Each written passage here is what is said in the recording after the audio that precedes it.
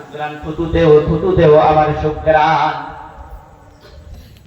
যেদিন থেকে সন্তান আমার পেটে এসেছে সেই দিন থেকে সারা শরীর আমার গায়ের লোমের গোড়া থেকে ঘাম বার হয়, এই ঘরবস্ত শরীর সুগ্রানে মহিত করতে থাকে। আমার শরীর থেকে যে কোনো বর্জ্য পদার্থ বার হয় থুতু বার করি, অন্যান্য প্রয়োজনীয় যা কিছু জিনিস আমার শরীর থেকে নির্গত হয় সব কিছুই সুগ্রানে মোহিত করতে থাকে। এই সুগ্রান বা আমার না, এই সুগ্রান আমার পেটেরটা জোরে বলুন সুবহানাল্লাহ।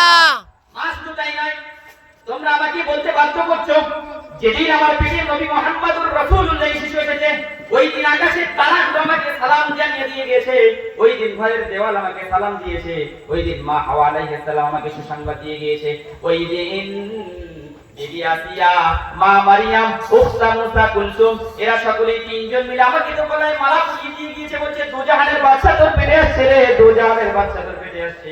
শুধু তাই নয় মা, যে সন্তান আমার পেটে যেদিন থেকে এসেছে সেই দিন থেকে আমি মরুভূমির তপ্ত বালিতে পা রাখলে তপ্ত বালি ঠান্ডা হতে দেরি হয় না। তপ্ত বালু ঠান্ডায় পরিণত হতে দেরি হয় না। কঠিন একেবারে উগ্র একেবারে কঠিন পাথর যেগুলো পাকে ছিদ্র করে দেয়, এমন যন্ত্রণাদায়ক কঠিন পাহাড় পাথরগুলো তুলার মতো কোমল হতে নরম হতে দেরি হয় না। শুধু তাই নয়, তপ্ত বালু ঠান্ডায় পরিণত হয়, কঠিন পাথরগুলো কোমল একেবারে তুলার মতো নরম হয়ে যায়। সেই সঙ্গে সঙ্গে আমি যখন প্রভার সমুদ্রে পার হই আমি দেখি আমার মাথার উপরে মেঘমালাগুলো আমাকে ছায়া করার জন্য মাথার উপরে ঘুরতে ঘুরতে তারা আমার সঙ্গে চলতে থাকে। জোরে বলুন না সুবহানাল্লাহ। শুধু তাই নয়, আমি যেদিন থেকে সন্তান সম্ভব হলাম, রাসূল কারীম যেদিন থেকে আমার পেটে আসলো ওই দিন থেকে আমি আরো অত্যন্ত আশ্চর্যজনক এমন কিছু অবলোকন করেছি যেগুলো বলার নয়। তোমরা আমাকে বলতে বাধ্য করছো, আমি বলছি।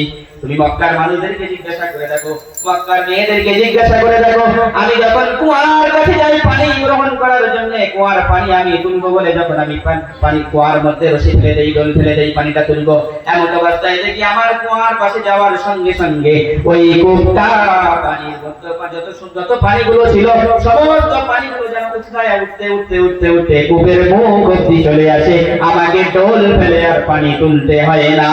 সুবহানাল্লাহ সুবহানাল্লাহ। কূপে আমি পানি তুলবো, আমি ডোল ফেলবো, রশি ফেলবো, আমাকে কষ্ট করতে হবে।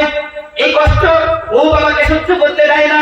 ও আমার যেদিন থেকে আমার পেটে শিশু এসেছে ওই দিন থেকে কূপের পানিগুলো যেন আমাকে বলতে থাকে, মা মেনা তুই কেন এসেছিস, তোর পেটে তো জাহানের বাচ্চা আছে, তুই তো হুকুম দিলেই তোর বর্তমানগুলো সব তোর বাড়ি গিয়ে ভরে দিয়ে আসতাম। জোরে বলুন সুবহানাল্লাহ।